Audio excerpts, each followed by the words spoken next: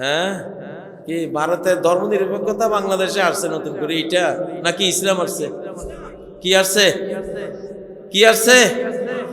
আপনি সামনে যত কিছু করবেন ইনশাআল্লাহ সবগুলিতে আপনি দেখবেন, সবগুলিতে দেখবেন ইসলাম আর ইসলাম আর ইসলাম ইনশাআল্লাহ। যুগটাই কিসের? ইসলামের যুগ। এখানে একটা প্রশ্ন দিয়েছেন, বর্তমান সময়ে শিবির করা কতটা যুক্তিপূর্ণ? বাবারে, আমি নিজে তো শিবির।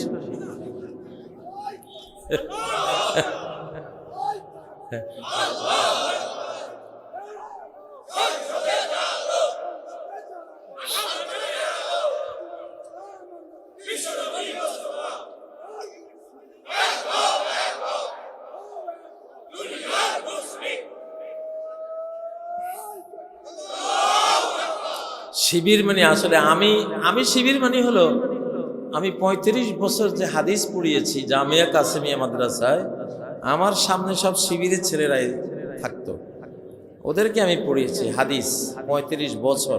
তা আমি তো জানি বাংলাদেশে একটা কোরআনের আয়াত বললে, একটা হাদিস বললে, সহি হাদিসটা বললে, আমি দেখেছি আমার এই ছেলেদের মধ্যে সে হাদিসটা মেনে নিতে, সে সহি আমলটা মেনে নিতে 1 সেকেন্ডও তারা দেরি করে না, তারা সাথে সাথে মেনে নেয় যে না, যেহেতু এটা আল্লাহর কোরআন নবীর হাদিস আছে, বাস আমরা মেনে নিলাম। তা আমি তো ওদের ভেতরে ছিলাম, আমি জানি। আল্লাহ কি তাদেরকে এমনিই বাংলাদেশে সম্মান দিয়েছেন?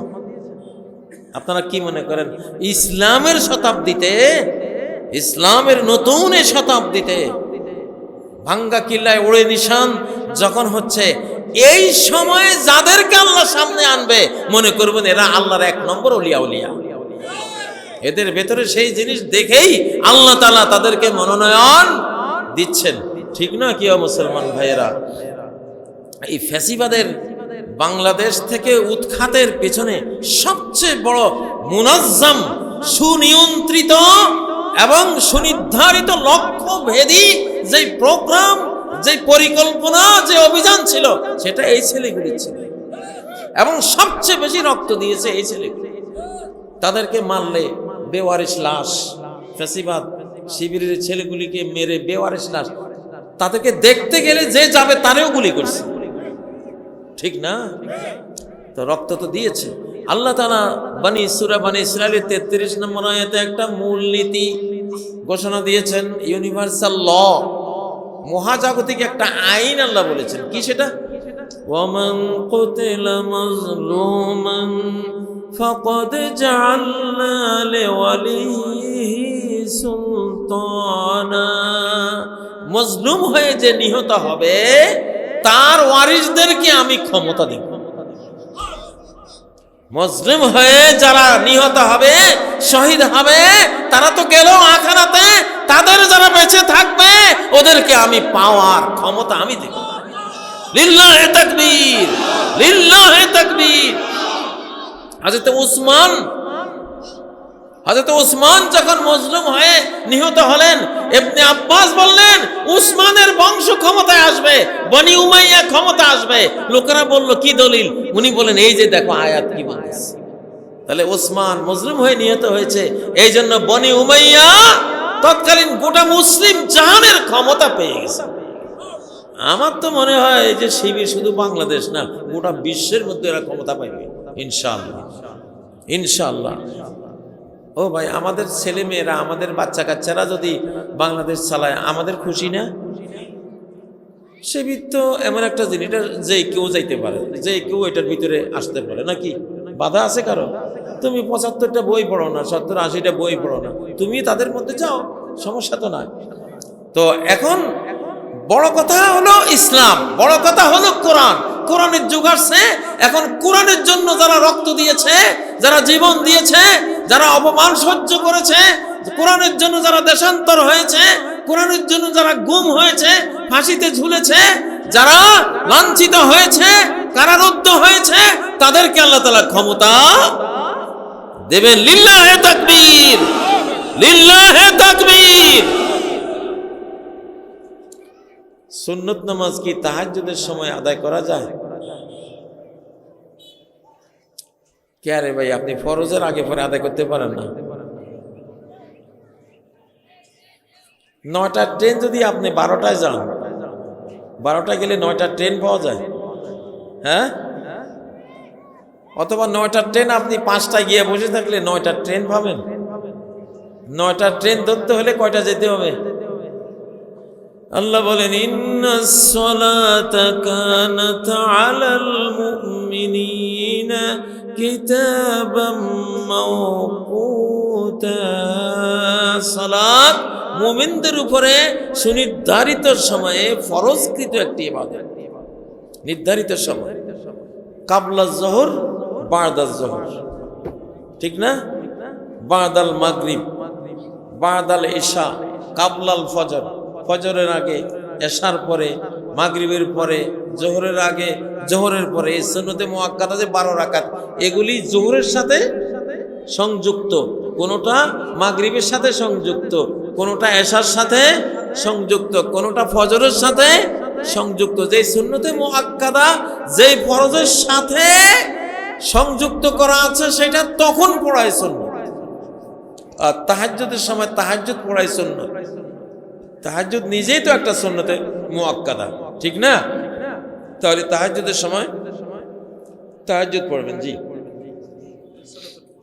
দেন, ছোট ছোট প্রশ্ন, অসুবিধা নেই। এক হিন্দু মাছ বিক্রয় করে, তার কাছ থেকে মাছ কেনা যাবে কি? মাছ তো আর হিন্দু হয় নাই, মাছ তো মুসলমান। মাছটা কি? মুসলমান। ওলাহু আসলামা মান ফিস সামাওয়াতি ওয়াল আরদ, আল্লাহর সামনে মুসলিম হয়ে আছে আসমান জমিনের সমস্ত সৃষ্টি জগৎ। আল্লাহু আকবার। মাছেরা তো আলিম ওলামার জন্য দোয়া করে পানির নিচে। এই যদি হিন্দু হইতো তাদের জীবনেও আলিমের জন্য দোয়া করতো না, ঠিক না? তো হিন্দু মাছ বিক্রি করলে কোনো সমস্যা নাই। নবীজি মুশরিক হিন্দুর থেকে তিনি ভেড়া, খাসি, ছাগল এগুলি কিনেছেন। হাদিসে এসছে যে এক মুশরিক ছাগলের পাল নিয়ে আসছেন। তো নবীজির কাছে আসার পরে নবীজি বলেন আহাদিয়া, এটা কি হাদিয়া দিবা না বিক্রি করবা? সে বলে না, বিক্রি করবো। নবী সাল্লাল্লাহু আলাইহি ওয়াসাল্লাম তার কাছ থেকে কিনলেন। তা বোঝা গেল বাজারে হিন্দু, বৌদ্ধ, খ্রিস্টান থেকে কিছু কিনতে কোনো সমস্যা নাই, যদি সেটা হারাম হওয়ার আশঙ্কা না থাকে। যেমন গোশত বিক্রি করতে আইছে হিন্দু, সেটা কিনবেন? কারণ জবাই করতে হলে মুসলিম হইতে হয়, ইমানদার হইতে হয়।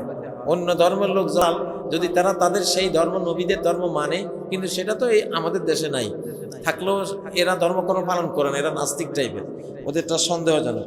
যাই হোক, তো যেখানে হালাল হারামের প্রশ্ন নাই সেখানে কোনো সমস্যা নেই, আপনারা নিতে পারেন, কিনতে পারেন। মেয়েরা কি কোনো গাড়ি চালাবে পারবে কি?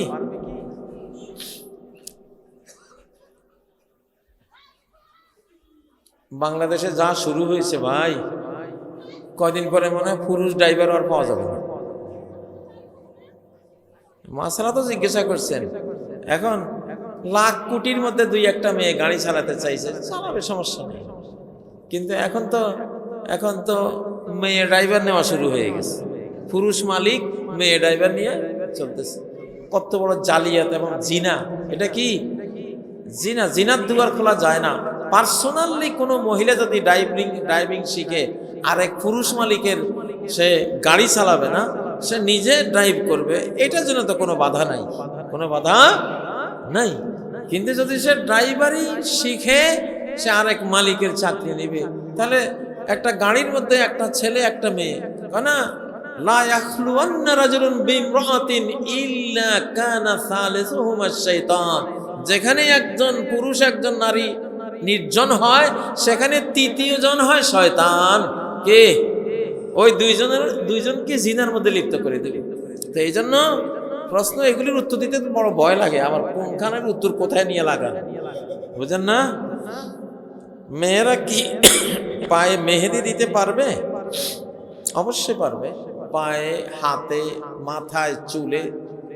তাদের জন্য তিবুল মারআতি লাউনুন লা রিহা লাহ, নবীজি বলছেন মহিলার কসমেটিক্স হলো কালার থাকবে, রং থাকবে, মেহেদি হোক যে কোনো রং থাকবে, কিন্তু সুবাস থাকবে না। কি থাকবে না?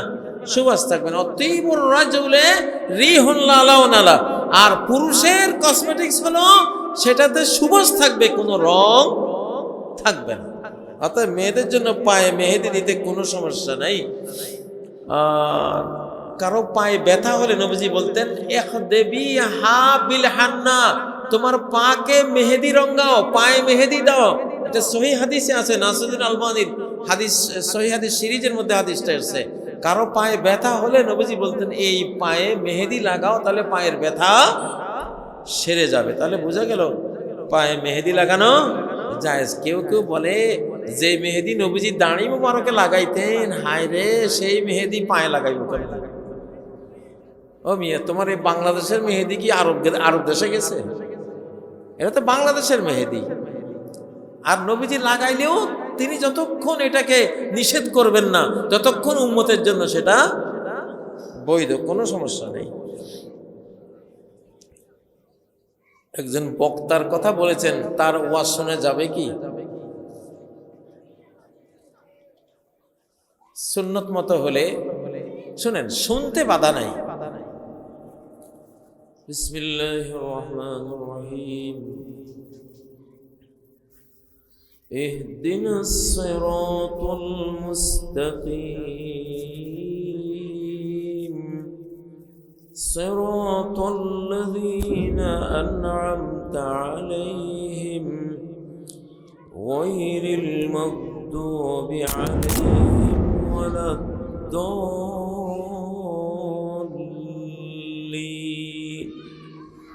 آمين. وقال عز من قائل ومن يبتغ غير الإسلام دينا فلن يقبل منه وإنه في الآخرة لمن الخاسرين. اللهم صل على محمد وعلى آل محمد كما صليت على إبراهيم وعلى آل إبراهيم إنك حميد مجيد. اللهم بارك على محمد وعلى آل محمد كما باركت على إبراهيم وعلى آل إبراهيم إنك حميد مجيد. বিন্নাকুড়ি মানব কল্যাণ পরিষদের উদ্যোগে 2 দিন ব্যাপী তাফসীরুল কোরআন মাহফিলের অধ্যকার শেষ দিনের সম্মানিত সভাপতি এবং আজকের এই মাহফিলের মুফাসসিরিনে কেরাম, আইম্মাতুল মাসাজিদ, উলামা উল উম্মাহ, সম্মানিত সুধী, সম্মুখে সমবেত সম্মানিত মুসলিম ভাইরা, নতুন যুগের, নতুন শতাব্দীর উদ্দীপিত জাগ্রত মুসলিম জনতা, আল্লাহ তাবারাক ওয়া তাআলা আমাদেরকে অত্যন্ত বড় একটি নেয়ামত দিয়েছেন এই যুগে। সেটি হলো